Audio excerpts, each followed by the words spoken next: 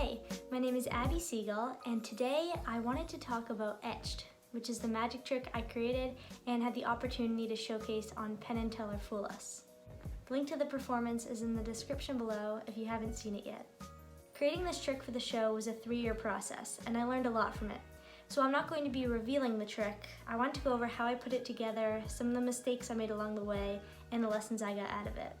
Before I do so, I want to give a huge thank you to the production team and Penn and Teller for having me on their show.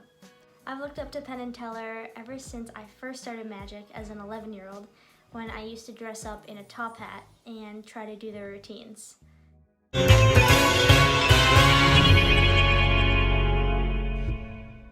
So I really want to express my gratitude to them and to everyone on the Fool Us team for giving me this opportunity and really wanting everyone there to have a good time and to succeed. I really appreciated all that. So now, let's get into it. The idea for the trick came to me the summer before my junior year of high school. I stumbled upon an Etch-a-Sketch, and this huge burst of ideas for tricks using this toy came to my mind. I saw all these ideas projecting on the screen, and I just tried to collect them all before they went away. I had so much excitement over this toy that I had known practically my entire life, that day I decided to make a pact with myself. I would spend 1 year creating this magic trick and try to get on my favorite show, Penn and Teller Fool Us. So I became fully fledged in this project. I spent every single day of my junior year creating a magic trick with an Etch-a-Sketch. I really don't like saying that out loud. My initial idea for the magic trick was pretty much what was on the show. I wanted the 2-phase routine that centered around nostalgia, where toys are selected. The first one, I get a sense of what the toy is, and the second toy magically appears on the Etch-a-Sketch. I spent the first few months learning about the inner workings of the Etch-a-Sketch, its history, the different sizes they come in, and any potential dangers of the toy. And I think I know enough about an Etch-a-Sketch to get me through the rest of my life, so that's great. After my research, I started to teach myself how to draw on it. I didn't exactly know how the trick was going to be done, but I thought I should at least see if I could actually draw on one of these things and if I could do it quickly. Well, it turned out drawing on an Etch-a-Sketch was a little difficult. I really don't think this is a good idea. I remember the first time drawing the toy that Penn chose, the telephone.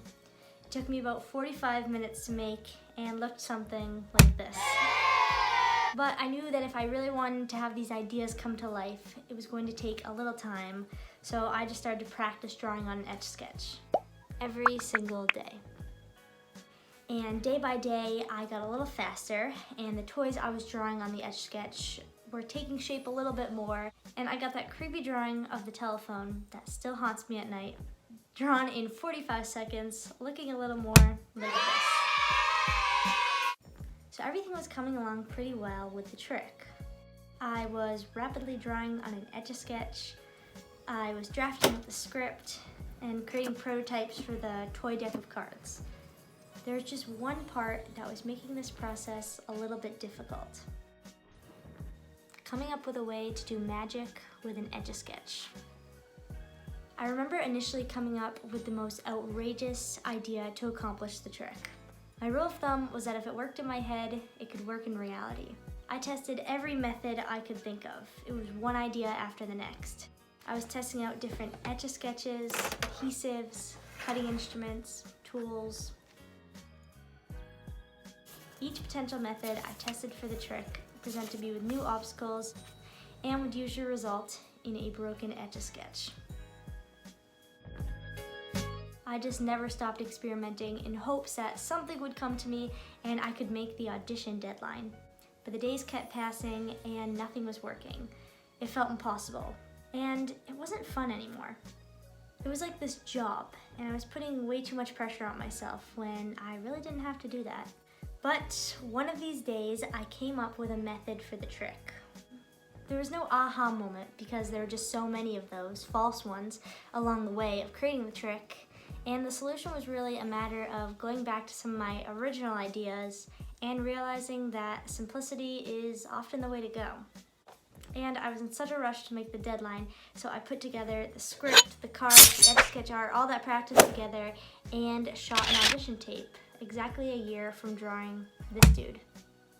And I didn't make it on the show. I was upset for a while because it just felt like I was working on this trick forever, and I just convinced myself that I wanted it more than anything. But a few weeks after the rejection, I felt like I could finally take a breath, and it was refreshing. I wasn't tied down to this one project, and I stacked up all my Etch-a-Sketches in the basement and happily did not look at or rapidly draw on one until a few months ago. So 2 years after my first audition, I decided to send in another audition clip along with no Etch-a-Sketches involved. And I got chosen to go on the show. But Fool Us wanted me to do a different trick for the show. Yep, the one with the Etch-a-Sketch. So I called my mom that day and told her to bring me my Etch-a-Sketches to college. But this time around, I did things a little differently.